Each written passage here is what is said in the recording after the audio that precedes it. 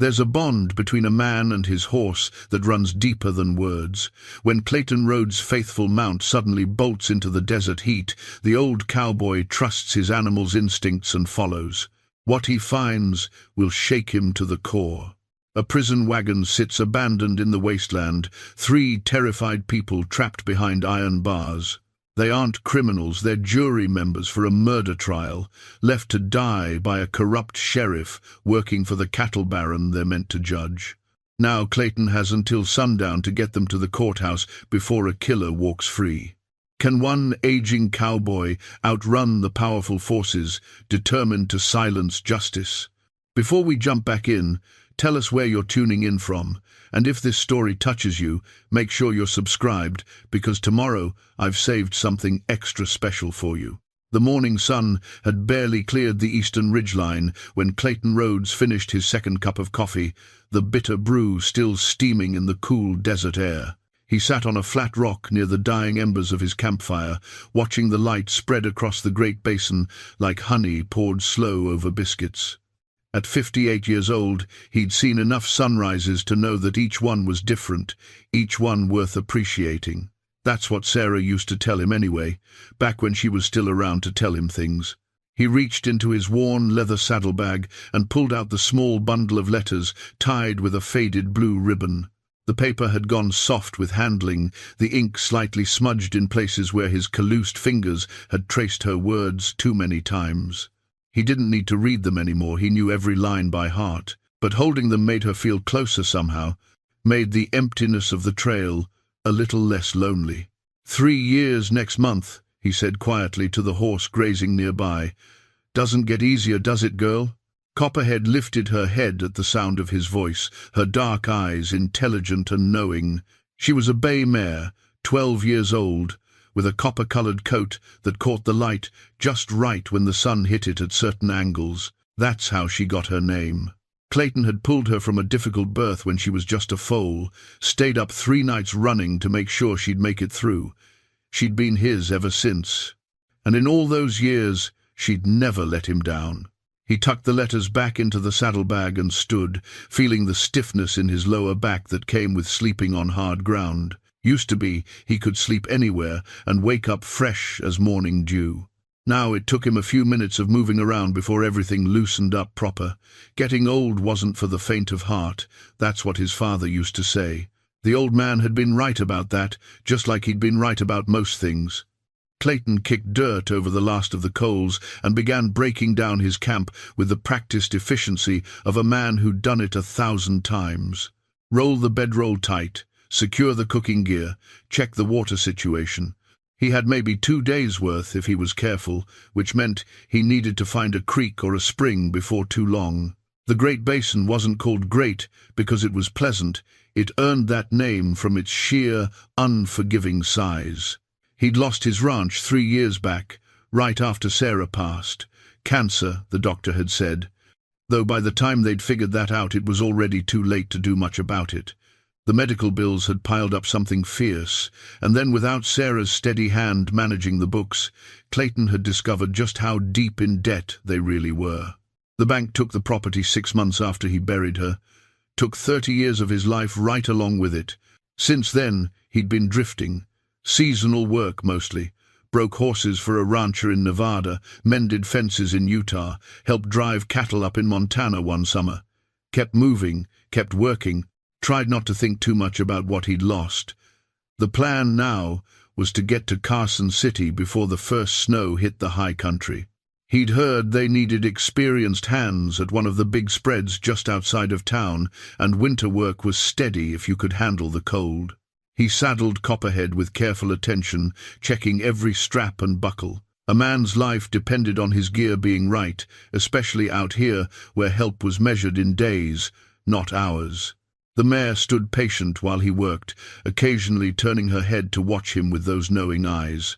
Sometimes he swore she understood every word he said to her, other times he was certain of it. Long day ahead, he told her, patting her neck. But we've had longer. The landscape stretched out before them in waves of sage and scrub, broken occasionally by the dark thrust of volcanic rock or the shimmer of alkali flats. It was beautiful in its own harsh way, if you had the eyes to see it. Most folks just saw wasteland, but Clayton had learned to appreciate the subtle colors, the purple shadows in the draws, the way the rabbit brush turned gold in the fall, the impossible blue of the sky that seemed to go on forever.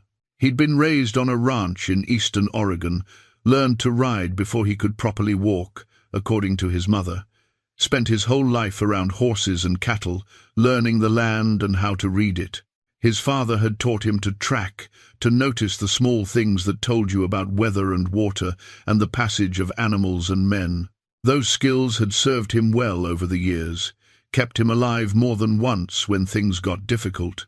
Sarah had been a schoolteacher when he met her, new to the territory and looking somewhat lost at the general store in town. He'd been 23, full of himself and sure of everything. She'd been 21, and sharp as a tack, didn't suffer fools gladly. She'd turned him down the first 3 times he asked her to dinner. The 4th time she said yes, and he'd spent the next 35 years grateful for her patience. They'd built the ranch together from nothing, saved every penny, worked dawn to dusk for years. Never had children. That particular blessing hadn't come their way, but they'd had each other, and for a long time that had been enough, more than enough. He mounted up and pointed Copperhead west, toward the shimmering horizon where heat was already beginning to pool in the low places. The mare moved with an easy gait, covering ground without seeming to hurry. They had a good partnership, the two of them. He trusted her instincts, and she trusted his guidance. In the wild country, that kind of trust could mean the difference between living and dying. The sun climbed higher, and with it came the heat. By mid-morning, Clayton had shed his jacket and tied it behind his saddle.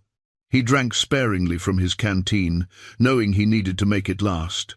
The map in his head said there should be a creek about 15 miles ahead, running down from the mountains to the north. If it hadn't dried up, he'd refill there and camp for the night. He'd heard talk in the last town about trouble in these parts. Mining disputes, mostly, with accusations of claim jumping and water rights violations. There'd been mention of a big trial coming up, something about a cattle baron named Thaddeus Mackenzie, who stood accused of murdering a homesteader over grazing land. The whole territory was watching to see how it would play out. Powerful men didn't often face real consequences for their actions, but sometimes, just sometimes, justice found a way. Clayton didn't involve himself in such matters as a rule. He'd learned that taking sides in other people's fights was a quick way to get yourself hurt or killed.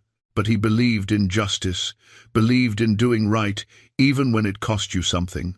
That's what his father had taught him, and what Sarah had reinforced every day of their marriage. You don't look away when someone needs help. You don't ignore wrong just because it's easier.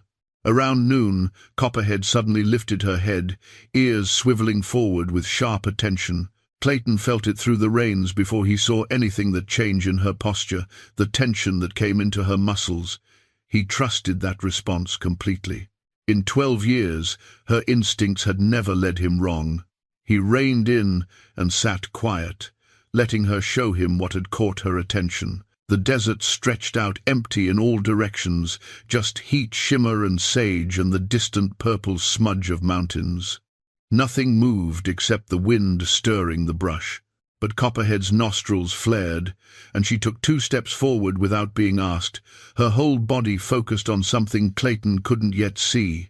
He loosened the reins and let her have her head, trusting whatever she'd sensed out there in the emptiness. His right hand drifted down to rest on the rifle in its saddle scabbard, not drawing it, but making sure it was there if needed.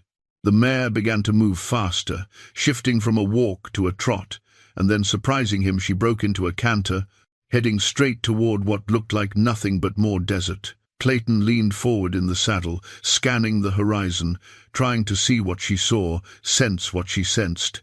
And then, maybe half a mile ahead, he caught it, a dark shape that didn't quite belong, something angular where everything else was rounded by wind and time. It could have been a rock formation, could have been shadows playing tricks. But Copperhead seemed certain, and she was galloping now, covering ground with purpose. Clayton's heart began to beat faster. Out here, anything unexpected was worth taking seriously. He kept his seat and let the mare run, his eyes fixed on that dark shape growing slowly larger as they approached. Whatever it was, Copperhead had decided it mattered.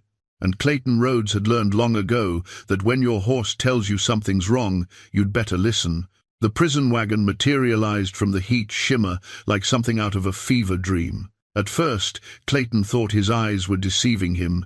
Desert mirages could conjure all sorts of impossible things. But as Copperhead closed the distance, the wagon became solid and real. Sitting motionless in a shallow depression, surrounded by sagebrush and scattered volcanic rock. It was a heavy thing, built for purpose rather than comfort. Iron bars formed a cage in the back, and the whole structure was painted a faded black that had been scoured grey by years of sun and sand. The driver's bench sat empty, reins trailing in the dust. No horses in sight. No sign of whoever had been driving it. Clayton slowed Copperhead to a walk as they approached, his hand now firmly on his rifle. His instincts were screaming that something was badly wrong here. Prison wagons didn't just appear in the middle of nowhere without guards, without horses, without explanation. "Hello, the wagon," he called out, his voice carrying across the stillness. "Anyone there?" For a moment, nothing. Then he heard it, a rasping sound, like someone trying to speak through a throat gone dry as parchment. Movement behind the bars, shadows shifting. He dismounted carefully, keeping the wagon in sight as he tied Copperhead to a sturdy piece of sage. The mare snorted and stamped, still agitated. Clayton pulled his rifle from the scabbard and approached on foot, ready for anything. Out here, you didn't take chances. As he came around to the back of the wagon, he saw them. 3 people huddled in the iron cage, their faces sun-scorched and desperate. A man in a dusty black suit that might have been fine once, a woman in a simple grey dress, and another man wearing clothes that marked him as a shopkeeper or clerk. They weren't chained, but they were locked in, and they looked like they'd been there for some time. "Water," the woman whispered, her lips cracked and bleeding. "Please, if you have any mercy." Clayton lowered his rifle and moved quickly back to Copperhead, pulling his canteen from the saddle. He returned to the wagon and passed it through the bars. The woman drank first, just a few swallows before the man in the black suit gently took it from her and did the same.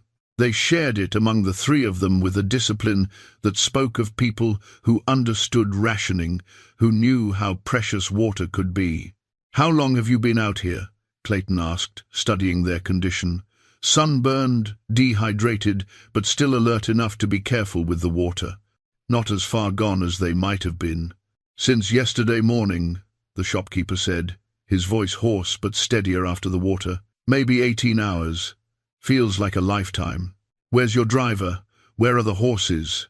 The 3 exchanged glances, and Clayton saw fear pass between them. Not fear of him, fear of something else, something worse. The man in the black suit spoke, and Clayton recognized the measured cadence of someone educated, someone used to weighing his words carefully. "We need to explain something to you, and it's going to sound impossible. But every word is true, and 3 lives depend on you believing us." Clayton waited, watching their faces. He'd always been good at reading people, at knowing when someone was spinning tales and when they were speaking truth. These 3 were terrified, but they weren't lying. "We're not criminals," the woman said quietly. "We're members of a jury. The Mackenzie trial, have you heard of it?" Clayton's jaw tightened. He'd heard of it, all right. Thaddeus Mackenzie, cattle baron accused of murdering a homesteader named Jeremiah Porter over a water rights dispute. The trial had been the talk of every town and camp for 100 miles. Mackenzie had money, power, and connections that reached all the way to the territorial capital. "Go on," he said. The shopkeeper leaned forward, gripping the bars. "We were sequestered 3 days ago. Locked in the hotel in Ridgemont, not allowed to talk to anyone, guarded around the clock. This morning, a man wearing a deputy's badge came and said the judge had ordered us transported to the courthouse in Sterling for the final day of testimony. said it was a security precaution. Except he wasn't a real deputy. The man in black continued, "We didn't realize it until we were already out here. He drove us into the desert, took the horses, and left us to die. Told us, Mackenzie sends his regards." The words hung in the hot air like stones dropped in still water. Clayton felt something cold settle in his chest, despite the heat. This was worse than simple crime. This was corruption that reached into the heart of the law itself. "If we don't make it to the courthouse by sundown," the woman said, her voice shaking, "the judge will have to declare a mistrial. No jury, no verdict. Mackenzie walks free, and Jeremiah Porter's murder goes unpunished. That's what this is about. They're not just trying to kill us, they're trying to kill justice itself." Clayton looked at the lock on the wagon door. Heavy iron, well made. He didn't have tools to pick it, and shooting it off would waste ammunition he might need. But he did have a crowbar in his gear, might be able to pry it open if he worked at it. "How far to Sterling?" he asked. 25 miles, maybe 30, the shopkeeper said.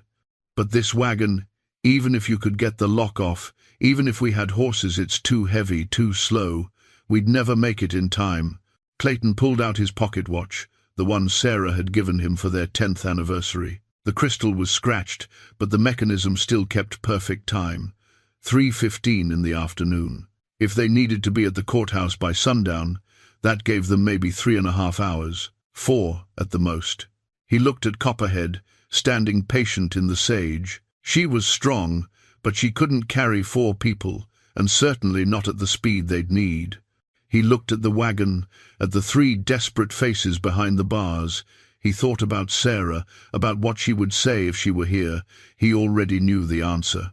"There's a station about 6 miles north of here," he said slowly, working through the possibilities in his mind. "Stage, stop on the old freight route, might have horses, might have a wagon that's lighter than this thing.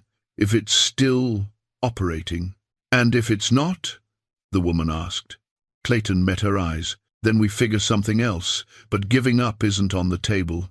Not while there's breath in my body and time on the clock." He moved to the lock and examined it more closely. It was solid, but the hasp it connected to was mounted to the wagon frame with bolts that looked older than the lock itself. Wood and iron, both stressed by years of sun and temperature changes. He might not be able to break the lock, but he could break what it was attached to.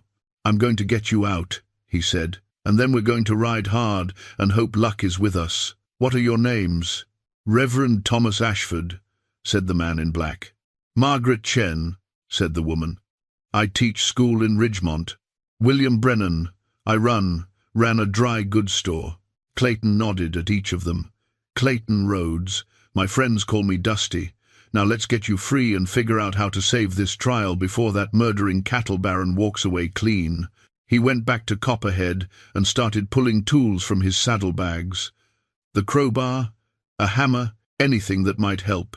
The sun beat down without mercy, and somewhere ahead of them, in a courthouse in Sterling, a judge was waiting. The clock was ticking, and every minute counted. Justice hung in the balance, and an aging cowboy with a loyal horse and 3 desperate strangers were all that stood between a killer and freedom. It took Clayton 20 minutes of hard work to break the hasp free. The bolts had rusted into the wood, and even with the crowbar and hammer working together, it was a struggle. Sweat poured down his face and soaked through his shirt, but he kept at it, methodical and determined. When the final bolt gave way with a shriek of protesting metal, the door swung open, and the 3 jury members practically fell out onto the desert floor. Margaret Chen collapsed to her knees immediately, her legs unable to hold her after so many hours cramped in the iron cage. Reverend Ashford caught himself against the wagon wheel, breathing hard. Only William Brennan managed to stay upright, though he swayed like a man who'd had too much whiskey. "Easy now," Clayton said, steadying the Reverend. "Take your time. Your bodies need a minute to remember how to work right." He helped Margaret to her feet and guided all 3 of them to a patch of shade beside the wagon. It wasn't much relief from the heat, but it was better than nothing. He gave them more water, still rationing it carefully, and watched their color start to improve. They were in rough shape, but they were survivors, all three of them. You could see it in their eyes, in the way they'd kept themselves together despite everything. "We need to move soon," William said, rubbing feeling back into his legs. "Every minute we sit here is a minute closer to sundown." "I know," Clayton replied, "but you three aren't ready to move fast yet, and if we push too hard too soon, you'll collapse before we get anywhere useful. Better to take 10 minutes now and save an hour later." It was something he'd learned over years of working cattle and horses, the difference between haste and speed. Haste got you in trouble. Speed got you where you needed to be.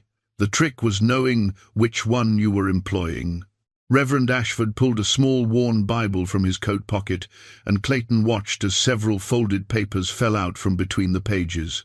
The Reverend gathered them quickly, but not before Clayton glimpsed official seals and dense legal text. The jury summons papers, most likely.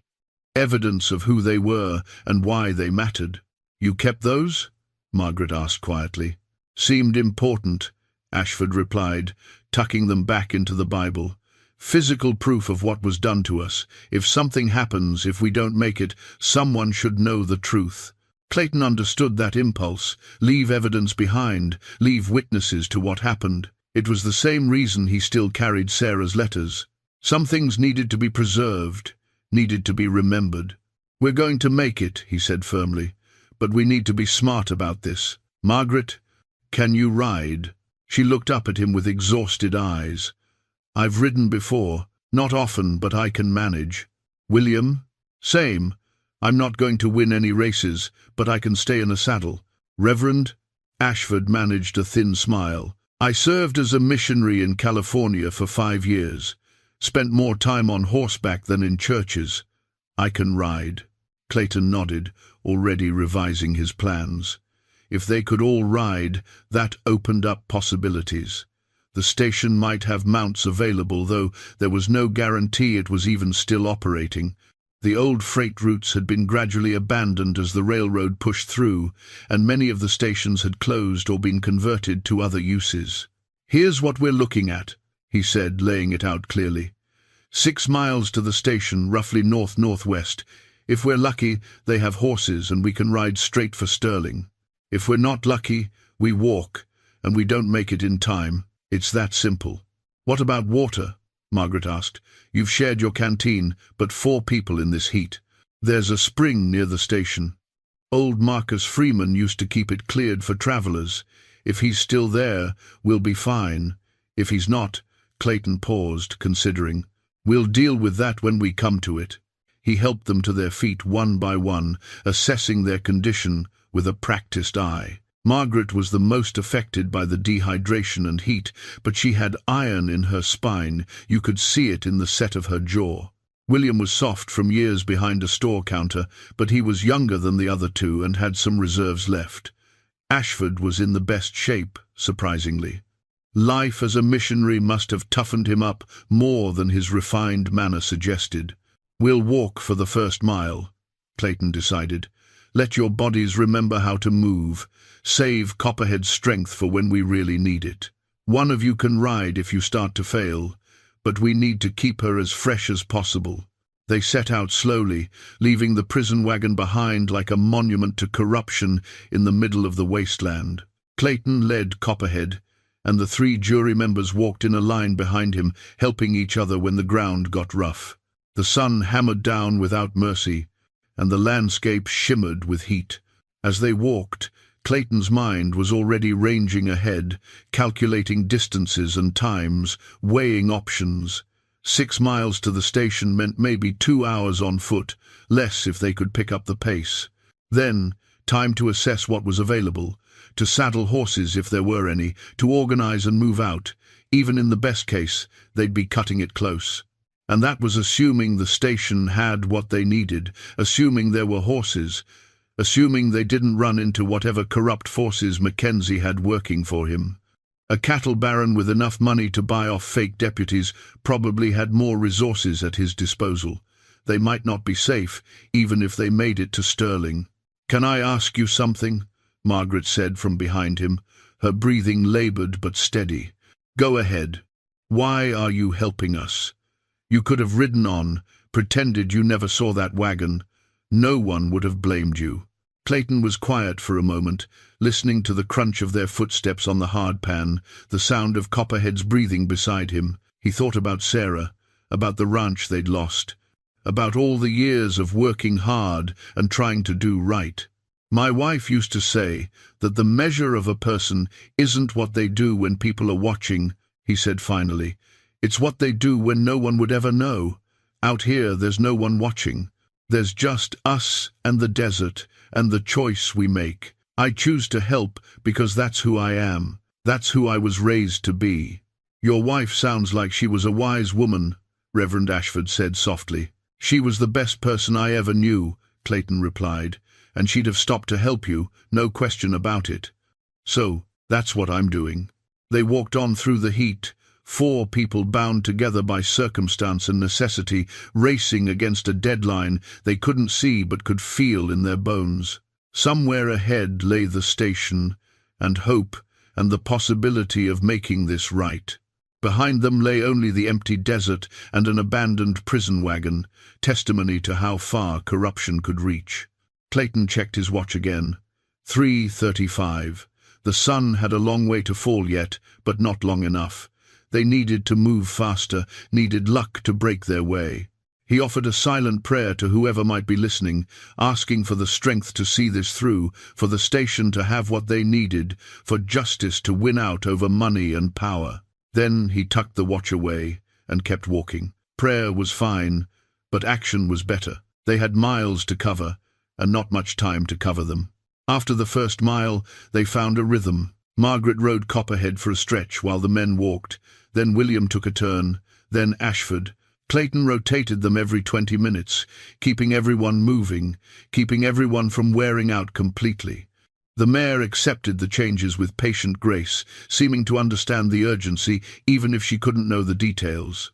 As they walked, Reverend Ashford told Clayton about the trial, about Jeremiah Porter, the homesteader who'd filed legal claim to a water source that Thaddeus Mackenzie considered his own, about the confrontation that had escalated from words to violence, ending with Porter shot dead in front of his pregnant wife and 2 young children.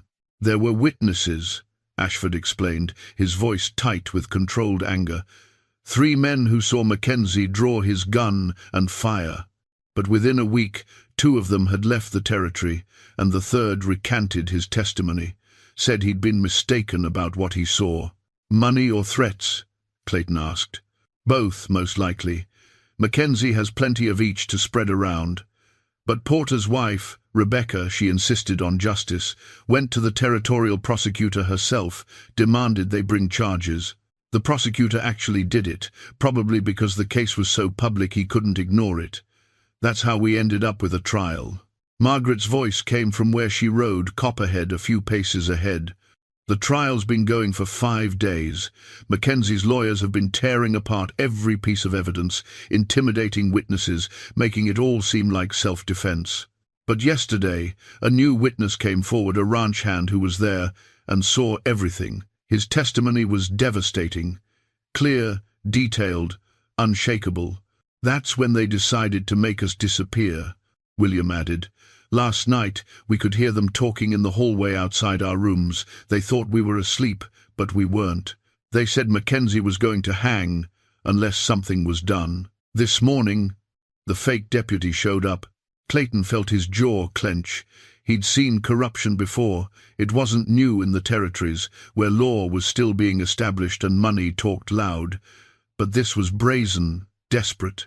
Mackenzie must have known that losing this trial meant more than just a murder conviction. It meant his empire would crumble, his power would evaporate, his name would be forever stained. "How much time left on the trial?" he asked. "The judge said closing arguments today, deliberation and verdict by sundown," Ashford replied. "That's why the timing matters so much. No jury, no verdict. The case would have to start over from the beginning, and in 6 months or a year, witnesses disappear, memories fade, evidence gets lost. Mackenzie would walk eventually. The sun beat down, and the miles passed slowly. Clayton watched his charges carefully, noting when their steps began to drag, when their breathing got too labored. He pushed them as hard as he dared, but not harder. A person could only take so much, especially in this heat, especially after what they'd been through. Around 4:15, they crested a low rise and saw the station below.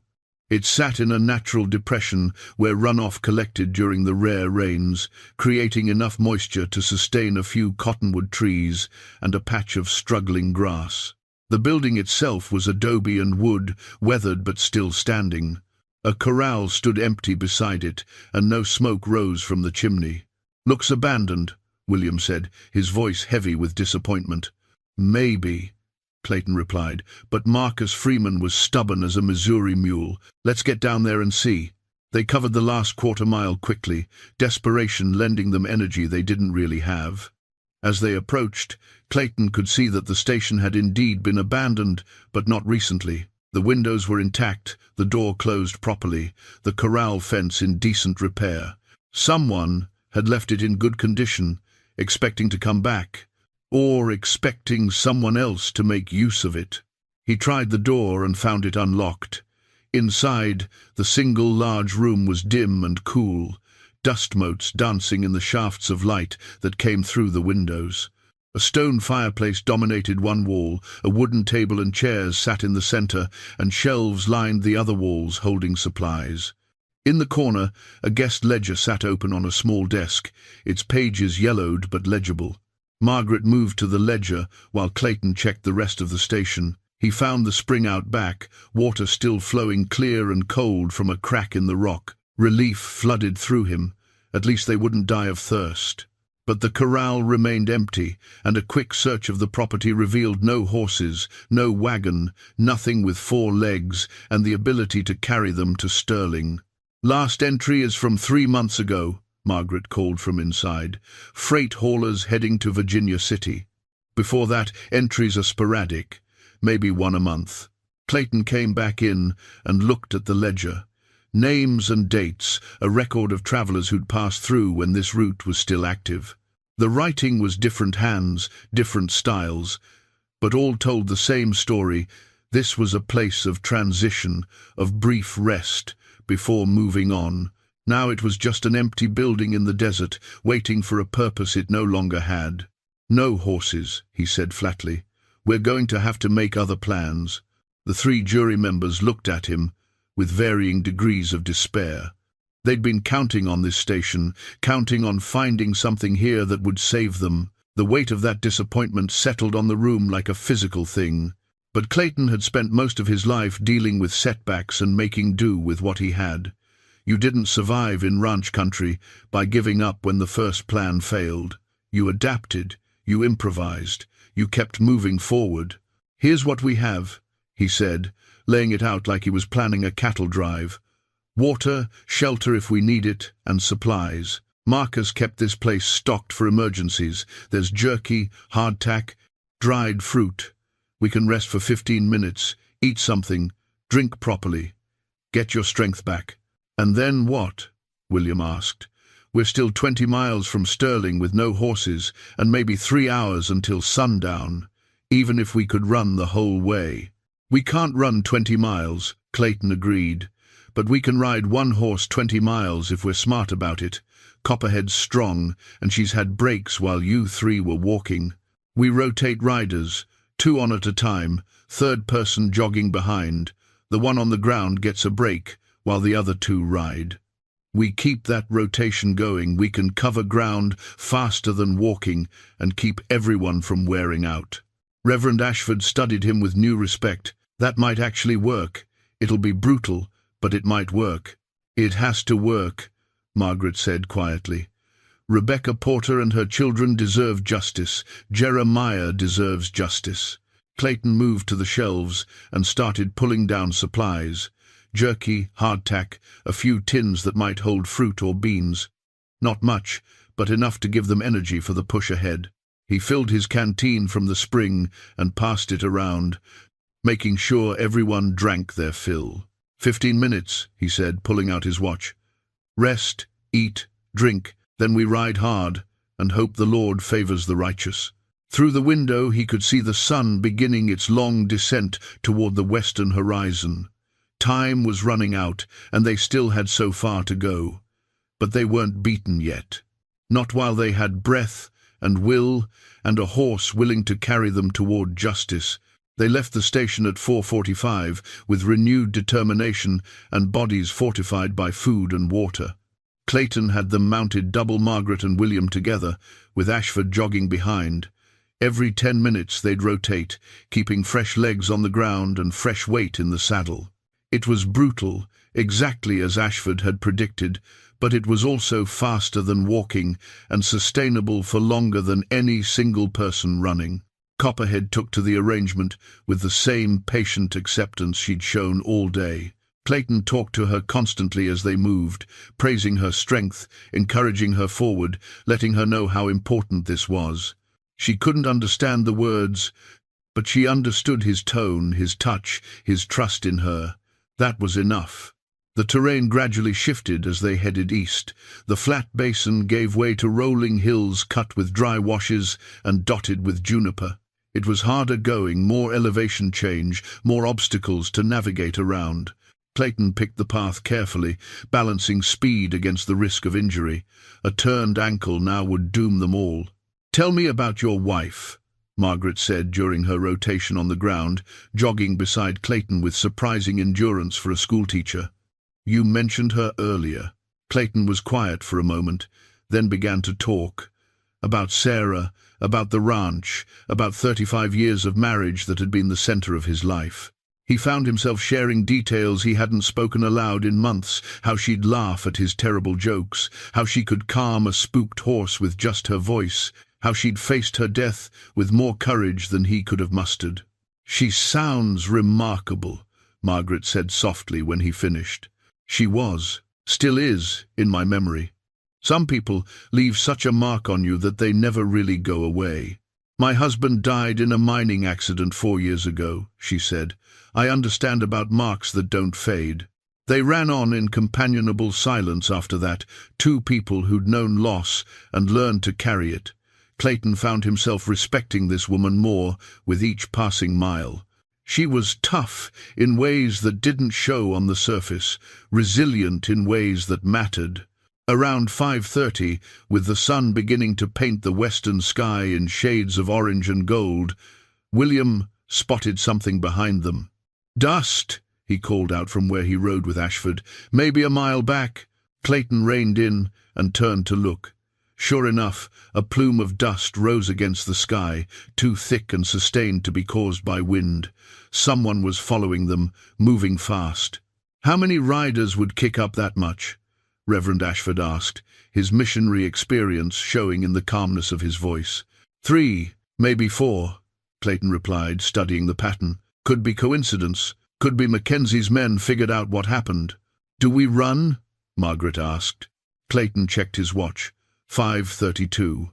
The sun would set around 7, maybe a few minutes after. Sterling was still maybe 8 miles ahead, possibly less if they'd been making better time than he'd estimated. They couldn't outrun horsemen, not with 4 people rotating on one tired mare. But they might not have to. "We keep moving," he decided.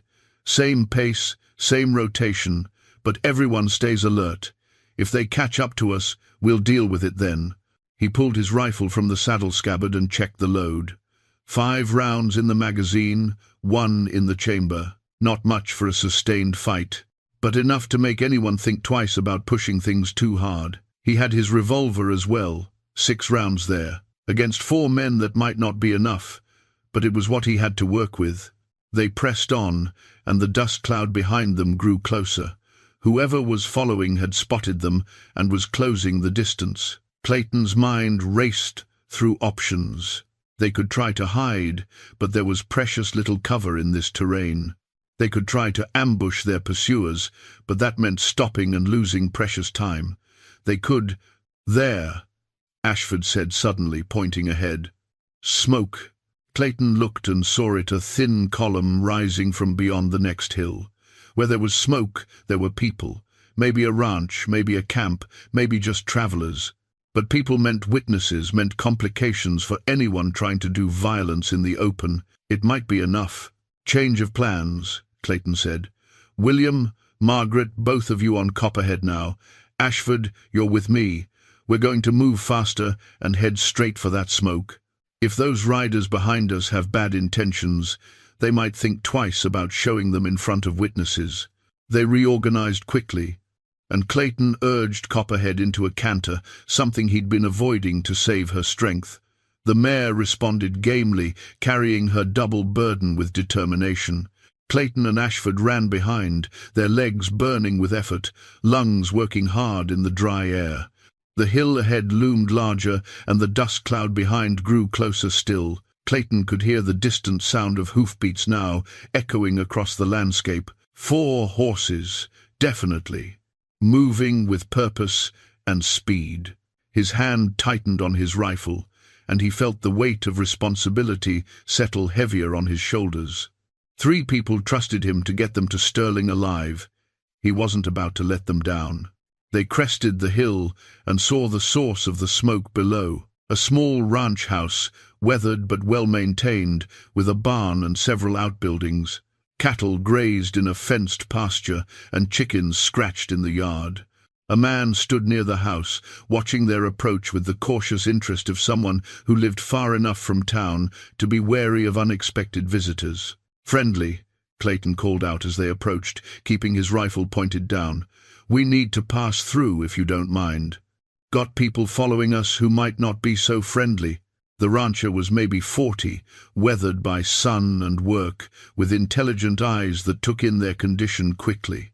He glanced past them at the dust cloud approaching and seemed to make a decision. "Come on in," he said. "Name's Jack Riley. You folks look like you've had a hard day." "That's one way to put it," Clayton replied, helping Margaret and William down from Copperhead. "We've got about 10 minutes before those riders catch up. You should know there might be trouble." Riley nodded slowly. "I don't care much for men who chase tired horses and exhausted people. Why don't you catch your breath in my barn while I have a conversation with whoever's following you? I expect they'll be reasonable once they understand the situation." He disappeared into the house and came back out carrying a shotgun, which he held with the comfortable ease of someone who knew how to use it. Clayton felt some of the tension ease from his shoulders. They weren't alone anymore. Whatever was coming, they'd face it with help. The hoofbeats grew louder, and 4 riders appeared over the hill behind them. They slowed when they saw the ranch, saw Riley standing there with his shotgun, saw that their quarry had found shelter. For a long moment, nobody moved. Then the lead rider raised his hand in what might have been a wave or a gesture of surrender, and the 4 of them turned their horses and rode back the way they'd come. "Friends of yours?" Riley asked dryly. "Not even close," Clayton replied, "and I suspect they'll be back with more friends once they figure out where we're headed. We need to keep moving." Riley looked at the sun, at Copperhead's heaving sides, at the exhausted faces of the 3 jury members. "You'll never make Stirling before dark at this pace. But I've got a wagon and a fresh team. If you need to be somewhere urgently, I can help with that." Jack Riley moved fast. Within 10 minutes he had a light wagon hitched to a pair of strong draft horses, had loaded Clayton's gear, and given Copperhead a quick rub-down and a bucket of oats. The mare deserved the rest. She'd earned it 10 times over today. Clayton thanked her properly, running his hand along her neck, promising her better care when this was done. "She's a good one," Riley said, watching the exchange. "Loyal. That's rare in horses and rarer in people." They got the 3 jury members settled in the wagon bed with blankets for cushioning. Riley took the reins, Clayton sat beside him on the bench, and they rolled out fast, the fresh horses eager and strong. The sun sat lower now, maybe an hour from touching the horizon. They had time, but not much of it. As they drove, Riley explained that he knew about the Mackenzie trial. Everyone in the territory knew about it. Thaddeus Mackenzie had ruled the Eastern Range like a king for 20 years, building his empire through a combination of shrewd business and ruthless intimidation. Most people were afraid to cross him. Those who did often regretted it. "I met Jeremiah Porter once," Riley said, his hands steady on the reins. "He came through here looking for land to homestead, asked my advice about water rights and grazing. Honest man, hard-working, had dreams for his family. Didn't deserve what happened to him." "Nobody deserves to be murdered over water," Clayton replied. "True enough. But Mackenzie sees it different. He's old school, believes the land belongs to whoever's strong enough to hold it. Legal claims and government papers don't mean much to him. He was here before most of the law arrived, and he thinks that gives him special rights." Clayton understood that mentality. He'd seen it in Montana, in Wyoming, in Nevada. Men who'd carved out territory through force and will, who resented the encroachment of civilization and order. Some of them adapted, others fought. Mackenzie was clearly a fighter. "You served?" Clayton asked, noticing the way Riley handled himself. The easy competence that came with military training. "Cavalry, 10 years, Riley confirmed. 3rd Regiment, saw action in the Apache campaigns down south, did some time in Wyoming during the range wars. Got out 5 years ago, bought this place with my discharge pay and some money I'd saved." He reached under the wagon bench and pulled out a small leather case, flipping it open to show Clayton a tarnished badge, 3rd Cavalry, with his name and rank engraved on the back. It was the kind of thing a man kept as a reminder of who he'd been, what he'd done. Clayton understood that too. "I left the fighting behind when I left the service," Riley continued, "but I haven't forgotten how to do it if necessary. And I sure as hell won't stand by while corrupt men try to murder innocent people to escape justice." In the wagon bed, Reverend Ashford spoke up. "You're risking a lot for strangers, Mr. Riley. If Mackenzie finds out you helped us—" "Let him find out," Riley said flatly. "I didn't survive 10 years in the cavalry by being afraid of bullies. Mackenzie's just another bully with money. He bleeds the same as anyone else if you cut him." Clayton felt a kinship with this man, this former soldier who'd found peace on a small ranch but hadn't lost the steel that had kept him alive through hard years. There were good people scattered throughout these territories, people who stood up when it mattered. Sometimes you just had to find them.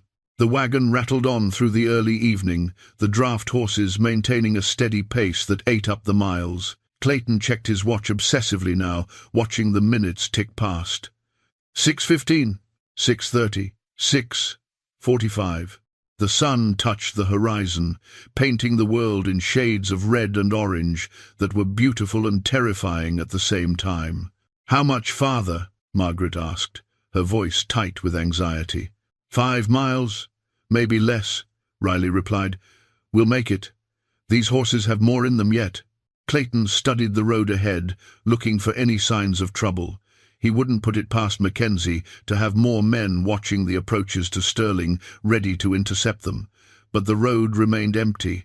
Just the wagon and the fading light and the distant smudge of buildings that marked their destination.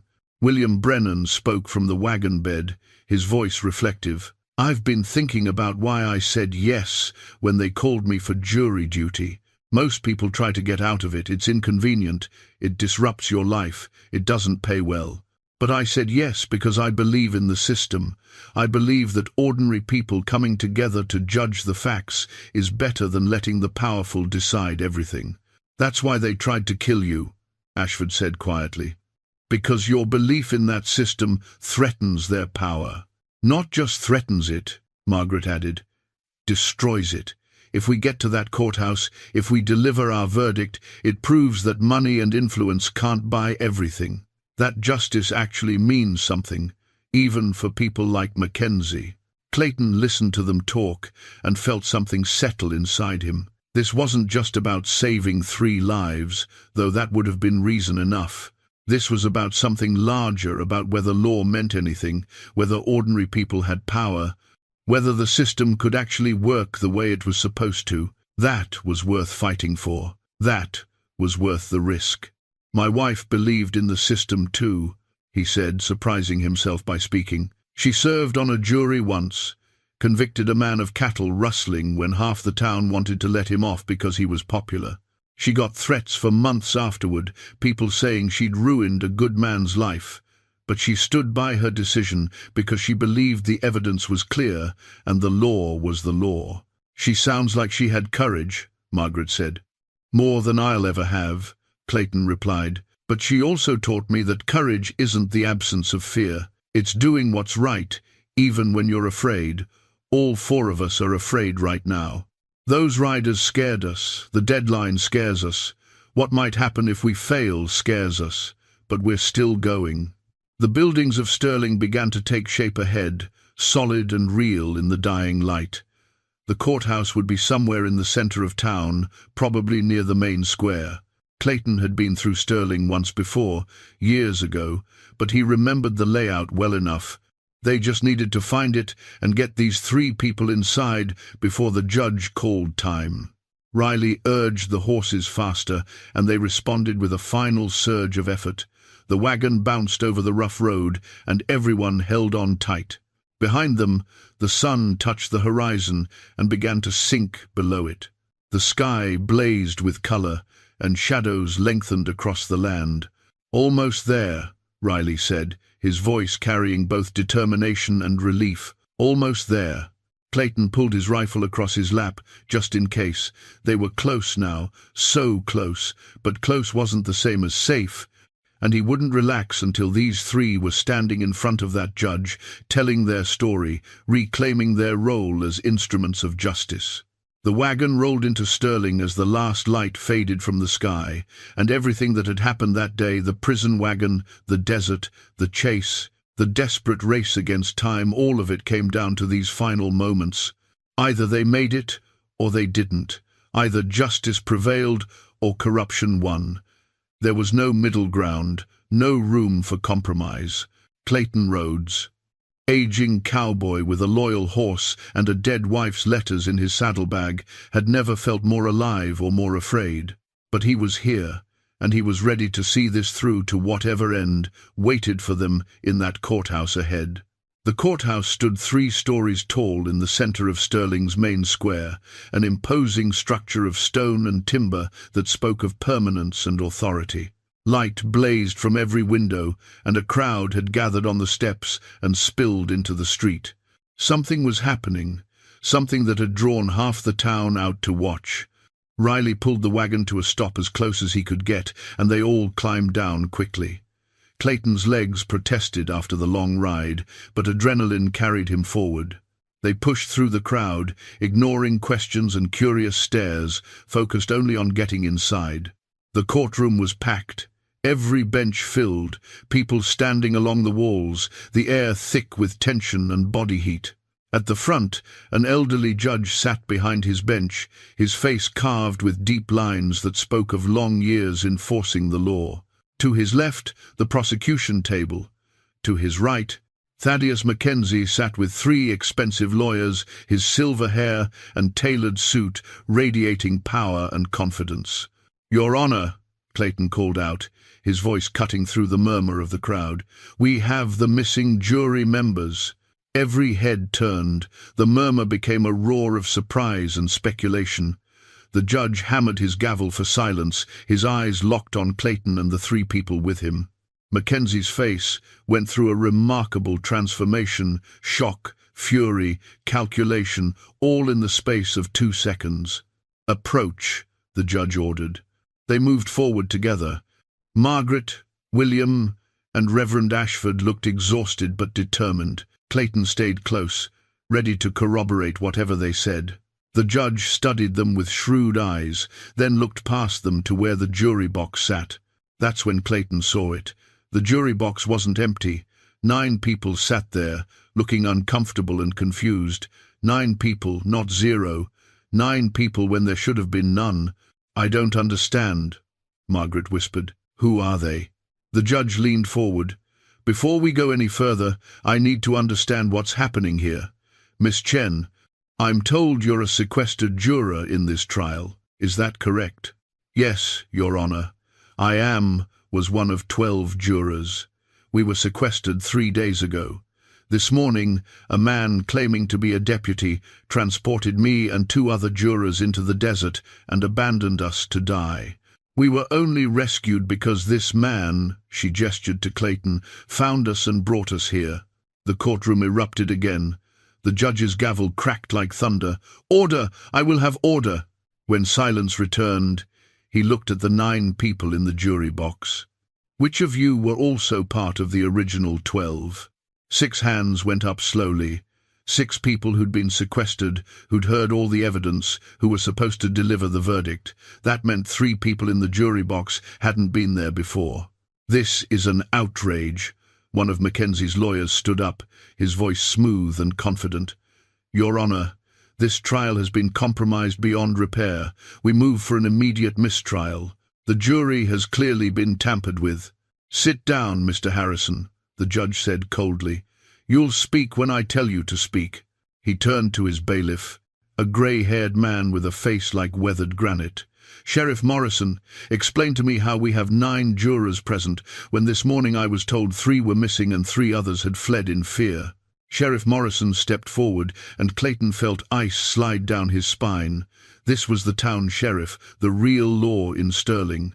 If he was on Mackenzie's payroll— "Your Honor," Morrison said, his voice steady and clear. "This morning, when the jury failed to appear from the hotel, I investigated. I found 3 jurors had indeed been removed by someone wearing a deputy's uniform, a uniform we have now determined was stolen from our office 2 days ago. The remaining 9 jurors were terrified. 3 of them refused to continue, saying they feared for their lives. I have their sworn statements to that effect." He pulled papers from his jacket and handed them to the judge. "With 3 jurors missing and 3 refusing to serve, you had no choice but to consider dismissal. However, I took the liberty of contacting the county clerk. Under territorial law, when a jury is compromised by criminal interference, the court may seat alternates if they're available and have heard substantially similar evidence. There are no alternates in this case," the prosecutor said, rising from his table. "We didn't seat any." "No," Morrison agreed, "but the territorial circuit judge, who happens to be in Sterling on other business, suggested an alternative approach. He authorized the seating of 3 respected citizens who have followed this trial closely in the newspapers and public gallery. They've heard every day of testimony from the gallery. While not ideal, it preserves the right to trial by jury while protecting against criminal interference." Clayton's mind raced. This wasn't standard procedure, it couldn't be. But if a circuit judge had authorized it, if it was legal under territorial law, then maybe— "Who authorized this?" Mackenzie's lawyer demanded. "On whose authority?" "On mine," a new voice said from the back of the courtroom. An elderly man walked down the center aisle, his bearing commanding despite his age. He wore a black suit and carried a walking stick that he didn't seem to need. When he reached the front, he turned to address the room. "I am Circuit Judge Augustus Trent. I've been riding this territory for 30 years, and I know every law on the books and a few that should be. When Sheriff Morrison came to me this morning with evidence of jury tampering in an active murder trial, I exercised my authority under Section 47 of the Territorial Code to ensure this trial could proceed." He fixed Mackenzie with a stare that could have cut glass. "Mr. Mackenzie, it appears someone went to extraordinary lengths to ensure you wouldn't face a verdict today. That alone tells me everything I need to know about your guilt or innocence, but we'll let the jury decide that."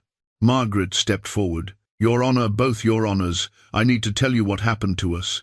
We were taken into the desert by a man wearing a deputy's badge. He told us Mackenzie sent his regards, then left us to die. If not for Mr. Rhodes here, we'd be dead now, and this trial would have ended." The original judge looked at Clayton. "You're the one who found them?" "My horse found them, Your Honor. I just followed." A ripple of laughter went through the courtroom, but it was nervous laughter, tension seeking release. The judge wasn't laughing. Neither was Mackenzie, whose face had gone pale beneath his tan. "This is extraordinary," the original judge, whose nameplate read Judge Hammond, said slowly. "We have 9 seated jurors, 3 of whom are substitutes authorized by Circuit Judge Trent. We have 3 original jurors who were criminally interfered with but have now returned. The question is, what do we do? Trent leaned on his walking stick, and Clayton realized the old man was enjoying this. The law is clear, Judge Hammond. The 3 original jurors take precedence, the 3 substitutes step down, we have our 12 again, and the trial proceeds to verdict. This is a mockery, Mackenzie's lawyer shouted. You cannot possibly. I can and I will, Hammond said, his voice like iron. The defense has already rested, the prosecution has already rested. Closing arguments were delivered before the jury disappeared. All that remains is deliberation and verdict. The 12 original jurors will now retire to consider their verdict. He looked at Margaret, William, and Ashford. You 3 have been through hell today, and I'm sorry for that, but your duty isn't finished yet. Join your fellow jurors, hear their thoughts, share your own, and render a verdict based on the evidence and the law. That's what you swore to do, and that's what I'm asking you to do now. Clayton watched them walk to the jury box, watched the 3 substitutes step down with varying expressions of relief and disappointment, who watched the 12 original jurors, 9 who'd stayed safe and 3 who'd been left to die, come together to fulfill their obligation. Mackenzie sat frozen, his confidence shattered, his careful plans destroyed by one cowboy and a horse with good instincts. Clayton caught his eye and saw pure hatred there, saw a man who'd never been thwarted and couldn't accept what was happening. Bailiff, Judge Hammond said, escort the jury to the deliberation room. The rest of us will wait. As the jury filed out, Clayton finally allowed himself to relax. They'd made it. Against all odds, despite corruption and conspiracy and attempted murder, they'd made it. Justice would have its chance after all. But as he looked at Mackenzie's face, at the cold fury in those eyes, Clayton knew this wasn't over. Men like Mackenzie didn't accept defeat gracefully. They fought back, they sought revenge, they made people pay for crossing them. The verdict hadn't been delivered yet, and even after it was, there would be consequences. Clayton's hand drifted to his rifle. Whatever came next, he'd be ready for it. The wait was excruciating. The jury had been deliberating for 45 minutes, and every tick of the courtroom clock seemed to echo like thunder.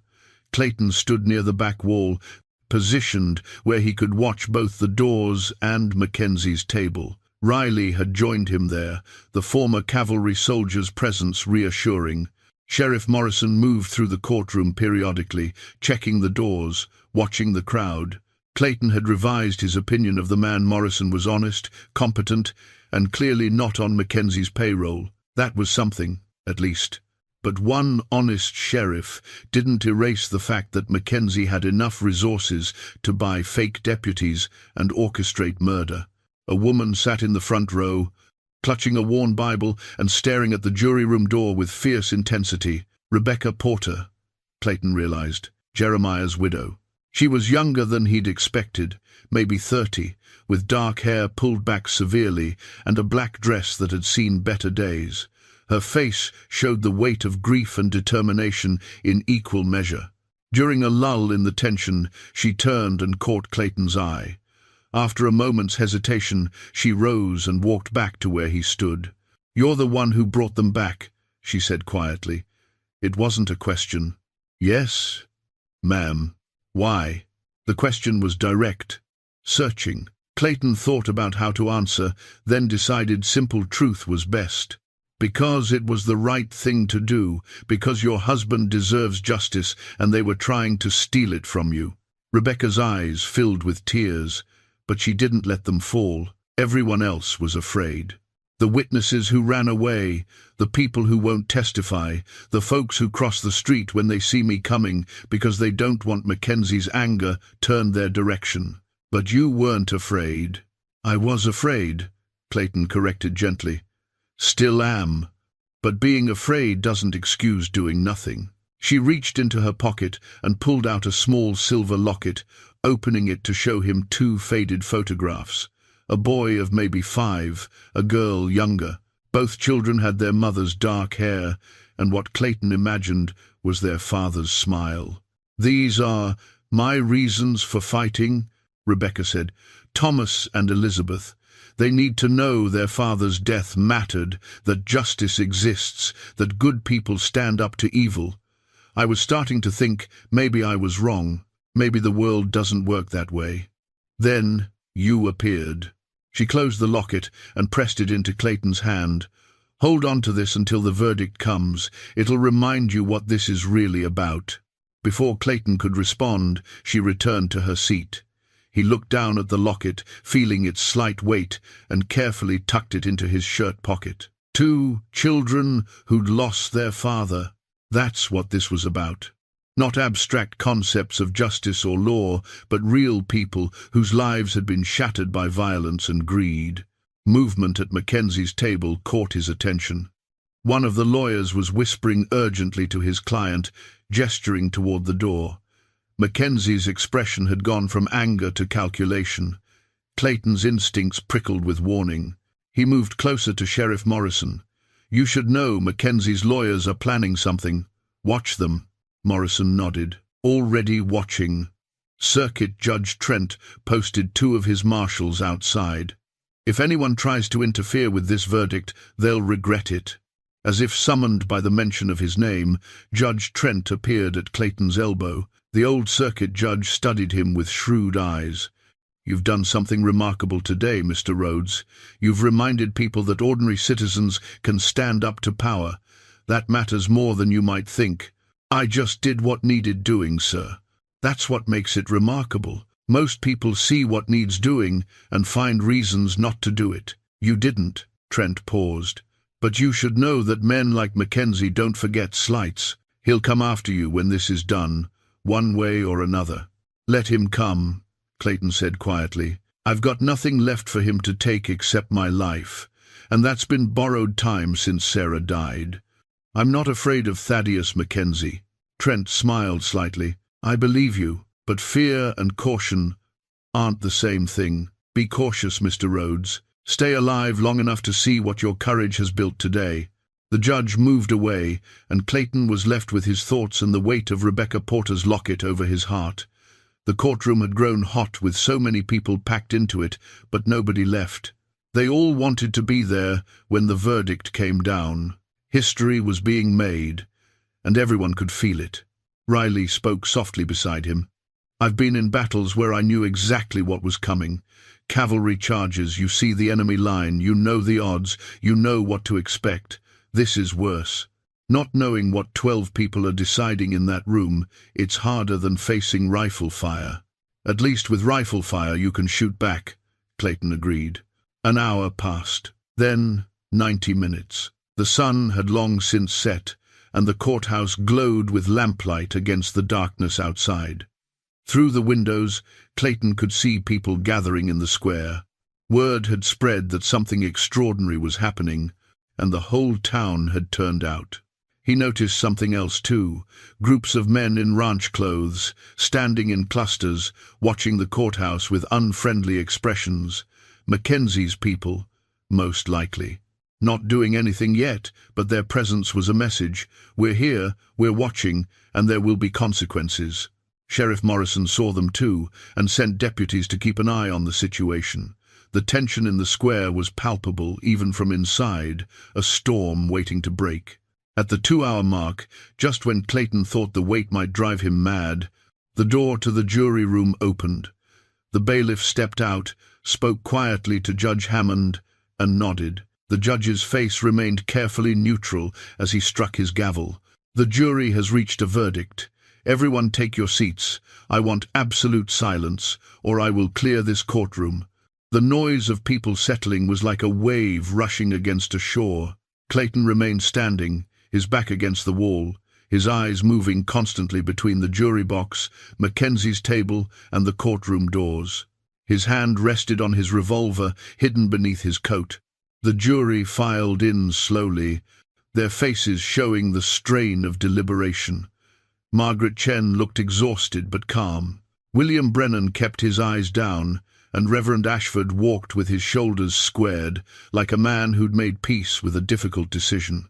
The other 9 jurors showed various expressions of resignation, determination, or simple relief that this was finally ending. They took their seats, and Judge Hammond looked at them gravely. "Members of the jury, have you reached a verdict?" William Brennan stood. Apparently they'd elected him foreman. His voice was steady when he spoke.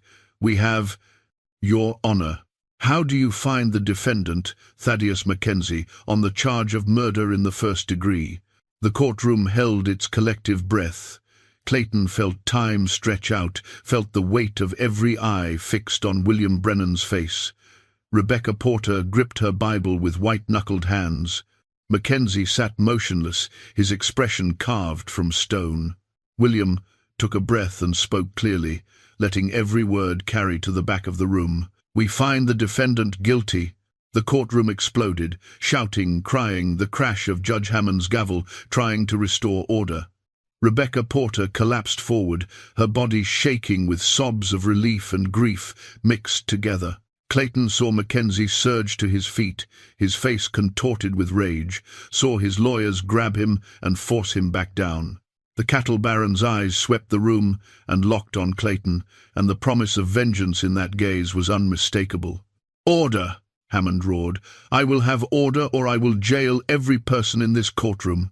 Gradually, the chaos subsided. Hammond looked at the jury with something that might have been respect. "Members of the jury, I thank you for your service. Your courage in the face of criminal interference honors this court and this territory." He turned to Mackenzie. "Thaddeus Mackenzie, you have been found guilty by a jury of your peers of the crime of murder in the first degree. I hereby sentence you to hang by the neck until dead, sentence to be carried out 30 days hence at the territorial prison. May God have mercy on your soul." More chaos, but controlled this time. Sheriff Morrison and his deputies moved quickly to take Mackenzie into custody. The cattle baron went quietly, but his eyes never left Clayton. He was already planning, already calculating how to strike back. Men like Mackenzie always had contingencies, always had people loyal to them who'd carry out revenge, even if Mackenzie himself couldn't. Clayton pushed through the crowd to where Rebecca Porter still sat, overwhelmed by the verdict. He knelt beside her and spoke gently. "It's over, ma'am. Your husband's death has been answered." She looked at him with red-rimmed eyes. "Thank you. Thank you for everything. You gave me back my faith that justice exists." He handed her the locket. "Give this to your children. Tell them their father was a good man who stood up for what was right, and that good people made sure his death wasn't forgotten." Outside, the sound of angry voices was growing louder. Riley appeared at Clayton's side. "We should get out of here. Mackenzie's ranch hands are working themselves up, and I don't like the mood." Clayton nodded. He'd done what he came to do. The jury had delivered their verdict. Justice had prevailed, and now it was time to fade back into the territories before revenge caught up with him. But as they moved toward the side exit, he took one last look at the courtroom, at the empty jury box, at Rebecca Porter clutching her children's locket, at the space where Mackenzie had sat. One battle won. But Clayton Rhodes knew from long experience that winning a battle wasn't the same as winning a war. And the war with Thaddeus Mackenzie was just beginning. They made it halfway across the square before the trouble started. Clayton had retrieved Copperhead from the livery where Riley had stabled her, and the mare seemed refreshed despite the day's hard work. Margaret, William, and Reverend Ashford walked with them, too keyed up from the verdict to think about rest. The night air was cool and clean after the stuffiness of the courtroom, and for a moment Clayton allowed himself to believe they might actually walk away from this without further incident. Then he heard the scrape of boots on gravel behind them, and his instincts flared with warning. "Keep walking," he said quietly to the others. "Don't look back, don't stop. Riley, get them to the hotel." "What about you?" Riley asked, his hand drifting toward the pistol on his hip. "I'll handle this. They're not after the jury anymore, the verdict's in. They're after me." 5 men had followed them from the courthouse, spreading out in a loose semicircle. Ranch hands, by the look of them, wearing the kind of hardness that came from years of rough living. The one in front was tall and lean, with a face like weathered leather and eyes that held no warmth at all. "You're Clayton Rhodes," the man said. It wasn't a question. "I am. Mr. Mackenzie wants a word with you. You'll come with us." Clayton stood easy, one hand resting on Copperhead's neck, the other hanging loose by his side. Close to his revolver, but not threatening, yet. "Mackenzie's on his way to jail," Clayton said calmly. "I don't reckon he's in much position to summon anyone. He's got 30 days before they hang him, plenty of time to settle accounts with people who wronged him. You wronged him bad, mister. Interfered with his business, cost him his freedom, probably cost him his life. That requires an answer." Behind Clayton, Riley had stopped. Clayton heard the distinctive sound of a hammer being pulled back on a revolver. The man said he's not interested. "Time for you boys to move along." The tall man's eyes flicked to Riley, assessed him, and dismissed him. Not because Riley wasn't dangerous, it was clear he was, but because the math still favored the ranch hands. 5 against 2, and one of the two was an old cowboy who looked tired from a long day. "This doesn't concern you, soldier boy," the tall man said. "This is between us and Rhodes." "Everything that happens in my town concerns me," a new voice said from behind the ranch hands. Sheriff Morrison stepped into view, flanked by 2 deputies. All 3 had their guns drawn and pointed at the ground, not threatening but ready. The sheriff's face was hard as granite in the lamplight from the street. "You boys have 30 seconds to clear out," Morrison said. "Otherwise, you'll be spending the night in my jail on charges of threatening violence and disturbing the peace. Your choice." The tall man's jaw worked, frustration and calculation warring on his face. He wanted this confrontation, needed it, maybe, to salvage some pride after Mackenzie's defeat. But 5 ranch hands against a sheriff, 2 deputies, a cavalry veteran, and whatever Clayton Rhodes turned out to be was different odds than he'd signed up for. "This isn't finished," he said, looking directly at Clayton. "Mr. Mackenzie has a long memory and a lot of friends. You best watch yourself out on the trail." "I always do," Clayton replied evenly. "But threats are easy to make. Following through is harder. If your boss wants to come after me, he knows where to find me. I'll be around." The 5 men backed away slowly, their eyes promising future violence. But they went, melting into the darkness beyond the square. Morrison waited until they were gone, then holstered his weapon. "You're making enemies, Mr. Rhodes."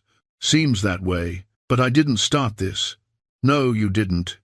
You finished it, though, which might be worse in their eyes." Morrison studied him carefully. "You planning to stay in Sterling?" "Was planning to move on come morning, head to Carson City, find work for the winter." "Might be smart to move on tonight instead. Mackenzie's got a lot of men, and not all of them are smart enough to be scared of the law. Some of them might try something stupid." Clayton considered that. He was bone-tired, and Copperhead needed proper rest. But Morrison was right. Staying in Sterling was asking for trouble. Better to put distance between himself and Mackenzie's revenge while he still could. "I'll think about it," he said. Margaret Chen approached, her expression conflicted. "Mr. Rhodes, I know we've already asked so much of you, but would you consider staying one more night? The judge wants to take formal statements from all of us about what happened. It would help ensure Mackenzie can't appeal the verdict on procedural grounds." Clayton looked at her tired face, at the hope and determination still burning in her eyes. These people had been through hell, and they deserved to see this through completely. One more night wouldn't kill him, probably. "One night," he agreed, "but we all stay together, stay alert, and we leave at first light." "Agreed," Ashford said. The Reverend pulled out a pocket watch, the artifact of time that had driven them all day. "It's nearly 9 o'clock. We've been racing time since this afternoon, and now we've finally caught up with it. Perhaps we can rest for a few hours." Clayton hoped the Reverend was right. But as he looked at the dark buildings surrounding the square, at the shadows that might hold enemies, he knew rest would be difficult to find. The hotel room was modest but clean, with 2 beds and a window that overlooked the main street. Clayton insisted the 3 jury members share the room, while he and Riley took turns keeping watch in the hallway. It wasn't comfortable, but it was safer than splitting up. Around midnight, Clayton heard the first sounds of trouble. Horses moving quietly through the streets, men speaking in low voices, the creak of leather and jingle of spurs. He moved to the window and looked down to see shadows gathering in the alley across the street. 8, maybe 10 men, more than had confronted them earlier. "Riley," he said softly, and the former cavalryman was instantly alert. "How many?" "Too many for a friendly visit. Wake the others. We're leaving now." They moved quickly but quietly, gathering belongings and getting everyone ready. Clayton led them down the back stairs to the hotel's rear entrance, where it opened onto a narrow alley that ran behind the buildings. Copperhead was stabled 3 buildings down, and if they could reach her without being seen— A match flared in the darkness ahead, illuminating a face Clayton recognized. The tall ranch hand from earlier, standing in the alley with 3 others, blocking their escape route. "Told you this wasn't finished," the man said, his hand resting on his gun. Clayton's mind raced through options. They were trapped between 2 groups, the larger force out front and these 4 in the alley. Fighting their way through would mean shooting, and shooting would bring the law, but it would also mean people getting hurt. These jury members had already suffered enough. "Let them pass," Clayton said, gesturing to Margaret, William, and Ashford. "Your quarrel is with me. They've done nothing except their duty." The tall man shook his head. "Mr. Mackenzie says you all need to learn there's consequences for crossing him. Can't let that verdict stand unchallenged." "The verdict stands no matter what you do to us," Reverend Ashford said, his voice calm despite the danger. "Killing us doesn't change that. It just makes you murderers too." "We're just following orders," one of the other men said. But his voice carried doubt. Clayton saw the opening and pressed it. "Orders from a man who's going to hang in 30 days. What happens to you after he's dead? Who protects you from murder charges then? Who pays your legal fees? His empire's crumbling, boys. Don't go down with it." Movement from the front of the hotel, Sheriff Morrison and his deputies pouring into the alley from both ends, weapons drawn. Clayton realized someone must have alerted the law, probably the hotel owner who'd seen the ranch hands gathering. "Drop your weapons," Morrison ordered. "All of you, right now." The standoff froze. For a long moment, nobody moved. Then the tall ranch hand's shoulders slumped, and he slowly pulled his revolver and set it on the ground. The others followed suit, their expressions a mixture of relief and resignation. They'd been given an out, a way to step back from a line they probably hadn't wanted to cross in the first place. Morrison's deputies moved in and began collecting weapons and binding hands. The sheriff approached Clayton with an expression that was equal parts exasperation and respect. "I had deputies watching the hotel, just in case." "Good thing, too," he looked at the ranch hands. "You boys just bought yourselves 30 days in my jail for attempted assault. Maybe by the time you get out, you'll have found better employment than working for a murderer." The tall ranch hand met Clayton's eyes one last time. "You got lucky, old man. Luck doesn't last forever." "Neither does loyalty to dead bosses," Clayton replied. "You might think about that while you're sitting in that cell." The deputies led the prisoners away, and Morrison turned to Clayton's group. "I'm assigning 2 men to watch your hotel room for the rest of the night. Come morning, I'll provide an escort to the edge of town. After that, you're on your own, but at least you'll have a head start." "Appreciate it, Sheriff," Clayton said. They returned to the hotel room, this time with 2 armed deputies posted outside. Clayton finally allowed himself to sit on one of the beds, feeling the full weight of exhaustion settle on him like a physical thing. His body ached, his mind was fuzzy with fatigue, and he couldn't remember the last time he'd been this tired. Margaret sat across from him, her own exhaustion evident. "Do you think it's really over?" "The immediate danger, maybe, but men like Mackenzie cast long shadows. We'll need to stay alert for a while yet."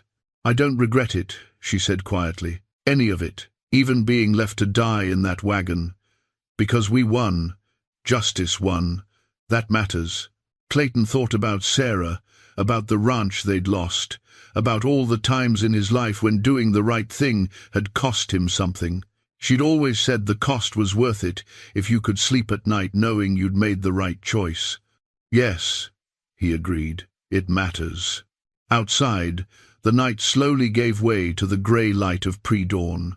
In a few hours they'd leave Sterling behind, scatter to their separate lives, carrying with them the knowledge that they'd stood together against corruption and prevailed. It wasn't much, but it was something. In this hard country, sometimes something was enough. Clayton finally let himself close his eyes, trusting the deputies outside to keep watch.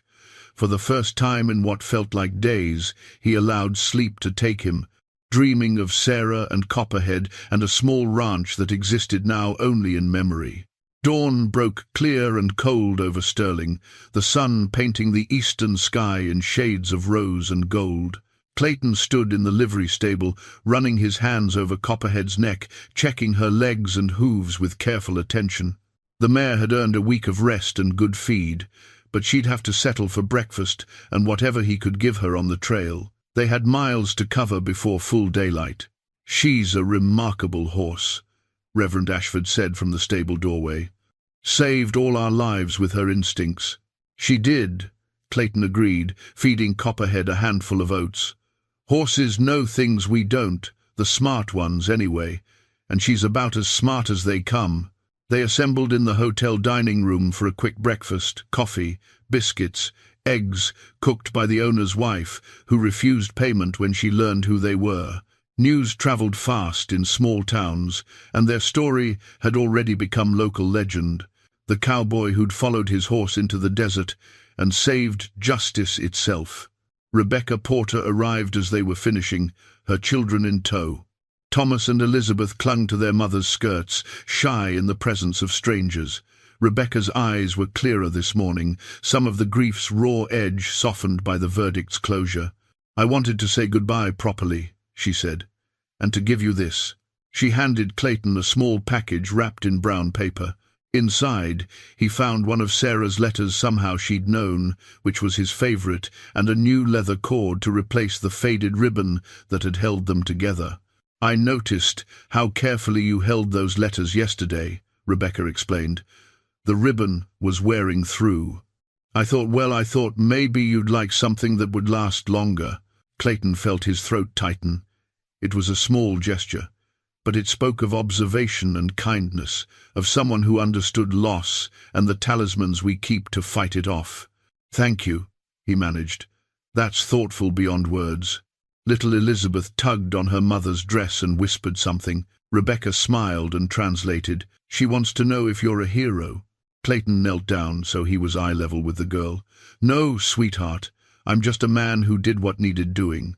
Your mama is the hero. She fought for your daddy when everyone else was too scared. That's real courage." But Elizabeth shook her head solemnly. "Mama says you're a hero because you helped even though you didn't have to. That's what heroes do." Out of the mouths of children, Clayton thought. Maybe there was truth in that simple understanding. But yesterday, he'd had purpose. He'd mattered. For the first time in 3 years, he'd felt like himself again. Sheriff Morrison arrived with his promised escort, 2 deputies on horseback who would ride with them to the edge of the county. The sheriff shook Clayton's hand firmly. "You did this territory a service yesterday, Mr. Rhodes. Stood up when others wouldn't. That means something." "Will it stick?" Clayton asked. "The verdict, or will Mackenzie's money find a way to undo it?" "Circuit Judge Trent is personally overseeing the appeal process. And between you and me, the territorial governor has been looking for a reason to break Mackenzie's power for years. This gives him that reason. I think it'll stick." They mounted up Clayton on Copperhead, Riley on his own horse, the 3 jury members riding borrowed mounts that would be returned from the next town. The deputies took positions front and back, and they rode out through Sterling's quiet morning streets. At the edge of town, they paused. This was where their paths would diverge. Riley would return to his ranch, Margaret would go back to her school in Ridgemont, William would reopen his store, Ashford would return to his ministry. and Clayton would continue on to Carson City, to winter work and whatever came after. "I don't know how to properly thank you," Margaret said, her voice thick with emotion. "You gave us back our lives and our faith in the system.